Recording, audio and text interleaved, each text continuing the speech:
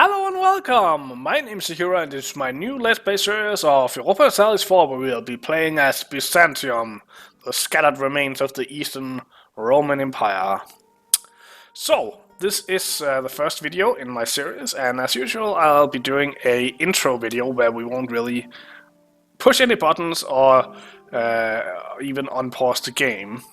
And normally I would then recommend, if you are one of types that don't like that kind of thing, to skip ahead to the next video. But this time I'm gonna ask you to stay around at least for a little bit, because I'm gonna start out by explaining some of the things you actually have to do even before you start pressing buttons in the game. And that is getting the right start. So why do you even need this? Well, Byzantium, it has one of the shittiest starts in the game.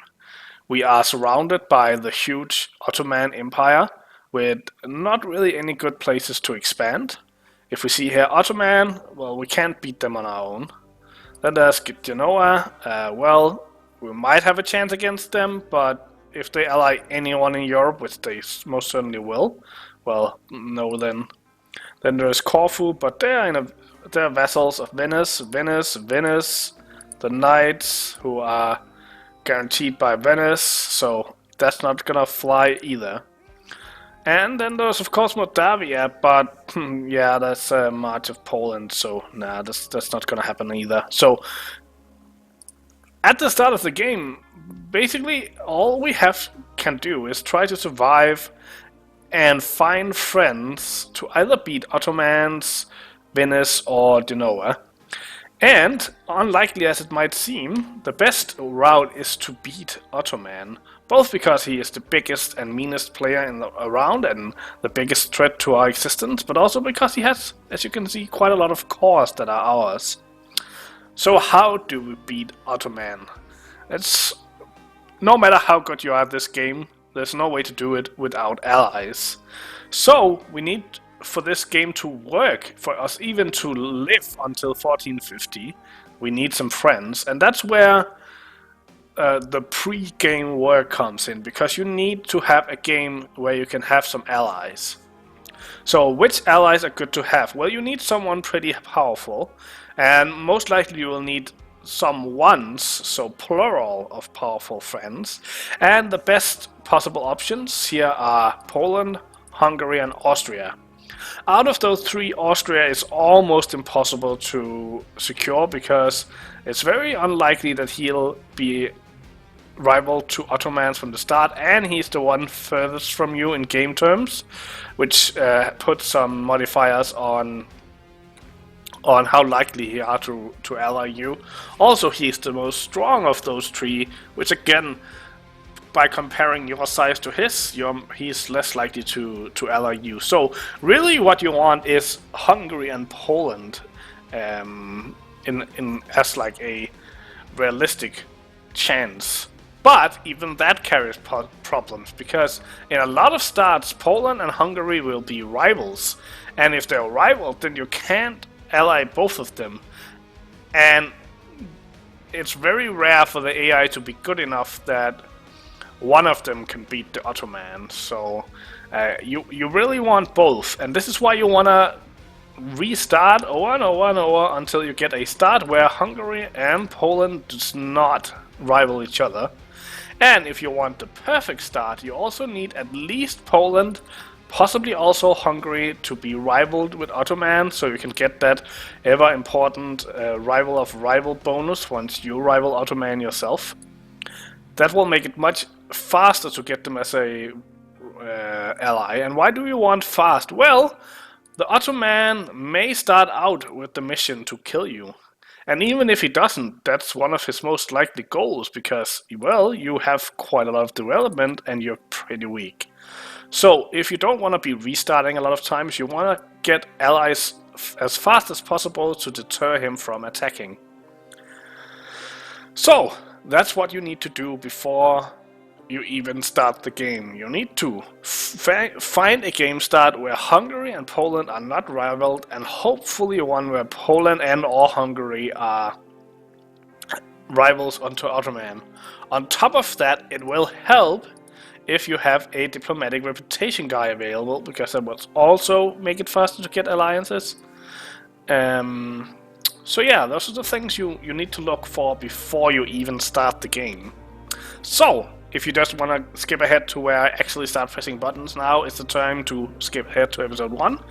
And if you want to stay, let's talk a little bit about what I want to do with this playthrough. So, we are the remnants of the Eastern Roman Empire.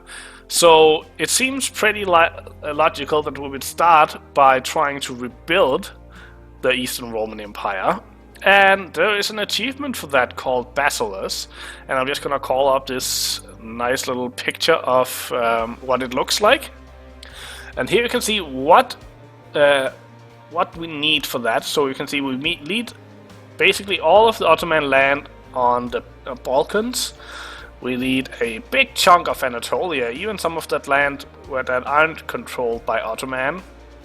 We need Cyprus, and we need Kaffa.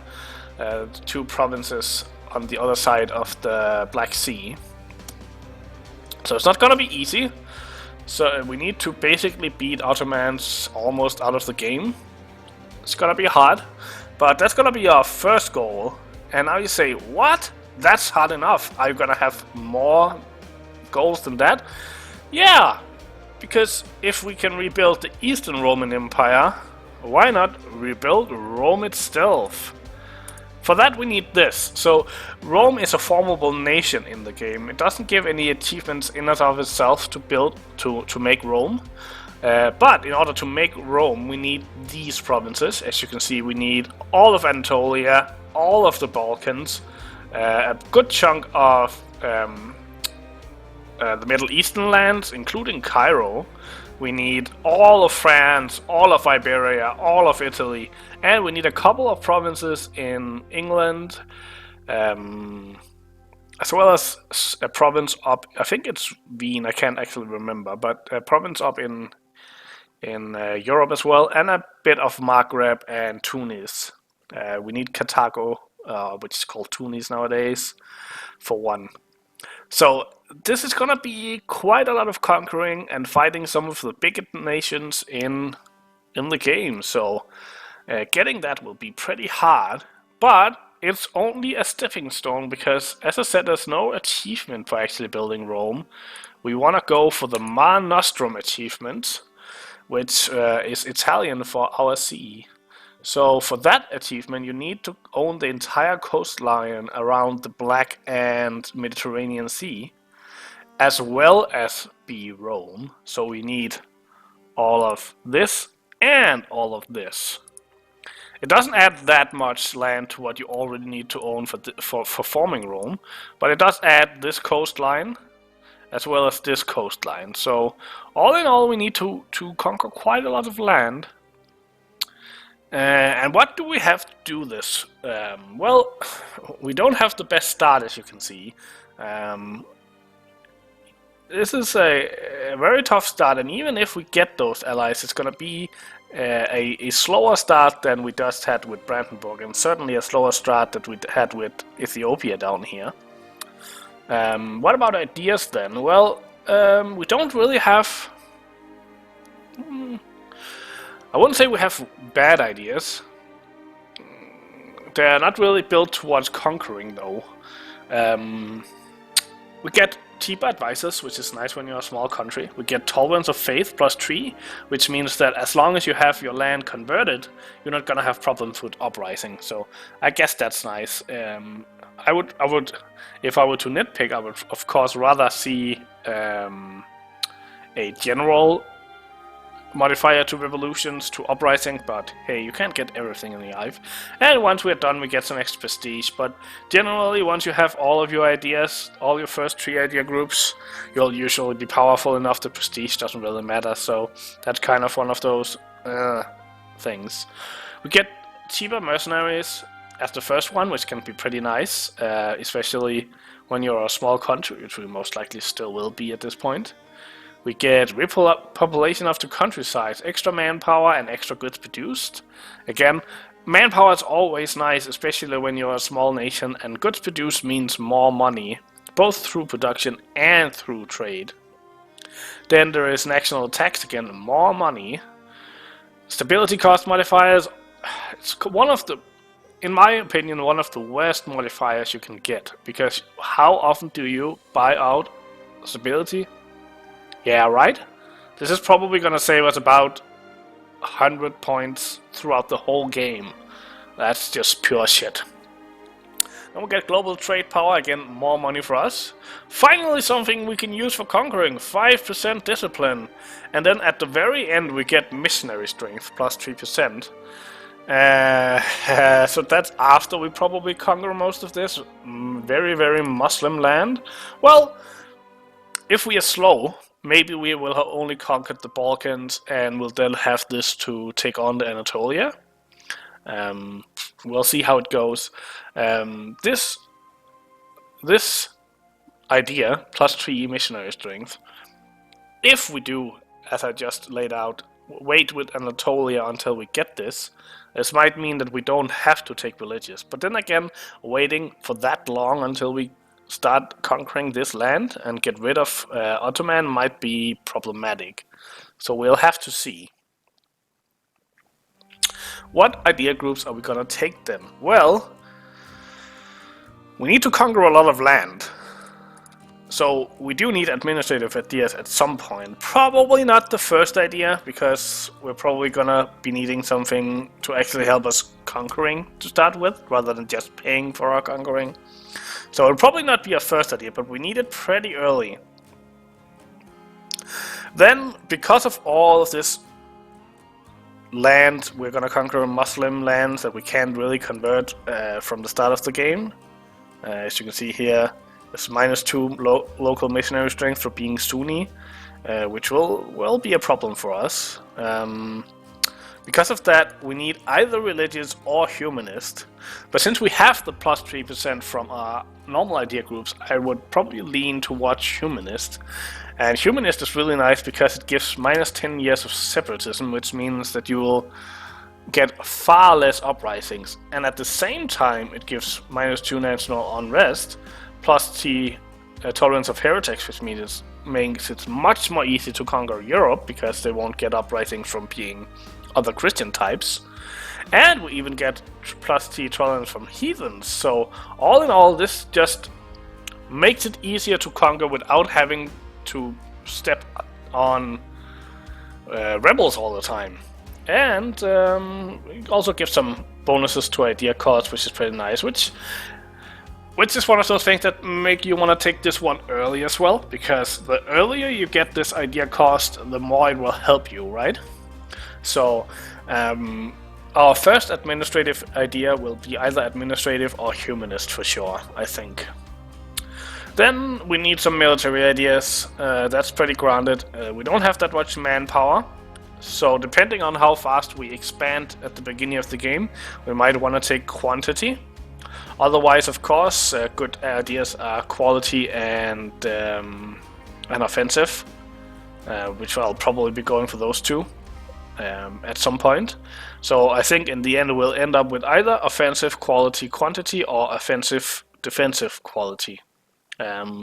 Those three of those 4. And for diplomatic ideas, we probably need influence for the aggressive expansion once we get into Europe. It'll also help us with doing some diplo annexing and saving some admin points that way.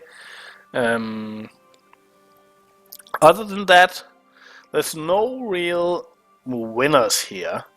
We can use diplomatic, we can use trade ideas, and we can use exploration if we want something to do. Exploration is probably not going to be a thing for us in this game though, so I'm thinking most likely we'll take either diplomatic, trade, maybe even maritime ideas if we have problems dominating the Mediterranean.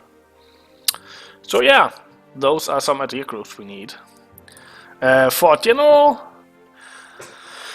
tactics or strategy, the first, as I've all kind of hinted at, we're gonna go for friendship with Hungary and Poland. It used to be in earlier patches that the Ottoman, or the AI in general, weren't really that good at calculating whether it could beat you and your allies.